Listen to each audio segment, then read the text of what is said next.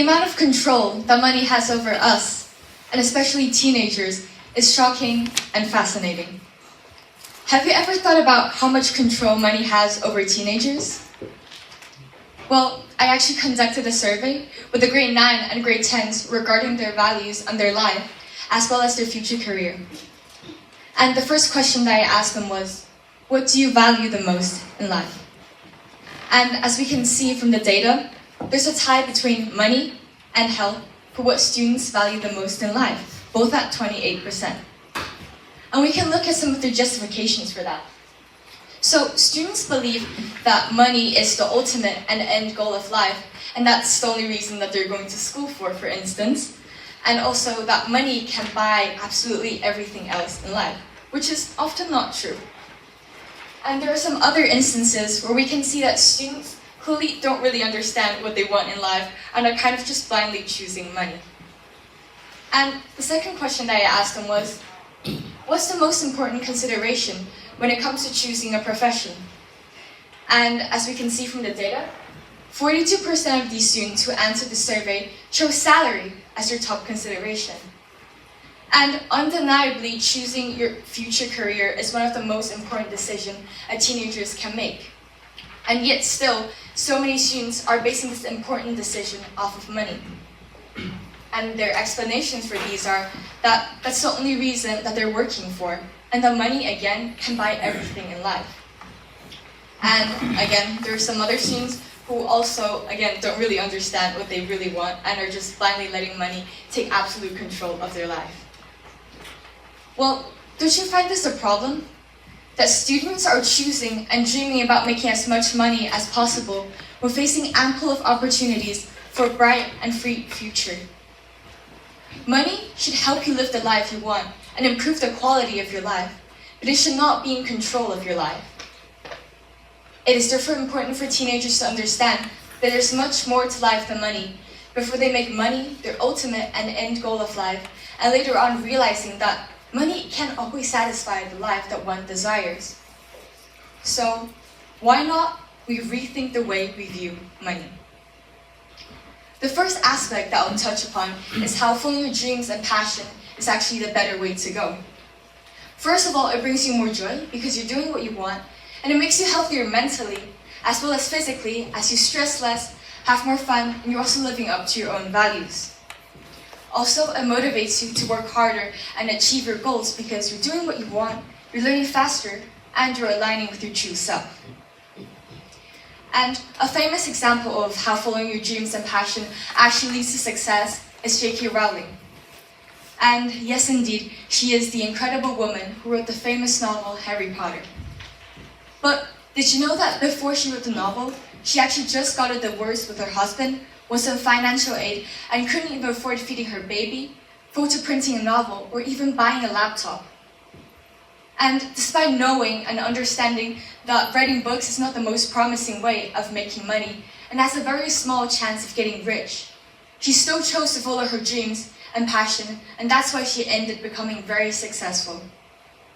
Her perseverance and motivation was the key to her success, which proves us how following your dreams and passion is better than doing something just for the money. Because once you're determined and you're passionate about what you're doing, the money that you wish for will easily come back to you. And another aspect that I'll touch upon is how actually when you work just for the money, it doesn't necessarily bring you much happiness. Because when you don't like the work that you're doing, it actually makes work a living hell, which demotivates you from working hard as well as limits your chances of success. And let's say you do become very successful and has a high-paying job, for instance, it may actually bring you more problem than it may bring you happiness. First of all, it's detrimental to one's health as daily stress, tension, restless hours, sleepless nights due to high working pressure, as well as anxiety over losing one's job comes as a package deal with high-paying job. And high-paying job also requires a lot of dedication and time, which leaves us little to no time to spend with our families and friends. So, is it then really worth it for us to sacrifice our money, for us to sacrifice our happiness for money, when the only reason that we're chasing money is so that it brings us happiness and brings us the life that we desire? I completely understand and acknowledge that people may say that money brings you a good quality of life and can buy so many things that one desire in life. But however, money can't always buy you happiness and can't necessarily buy everything you want in life. For example, although you can pay for good medication, but you cannot guarantee one's good health. And although you can pay for someone to act as if they love you, but you cannot buy their true love, as feeling comes naturally and not through force. And although you can buy your families as many things as you want, but you cannot buy the true love and connection within a family.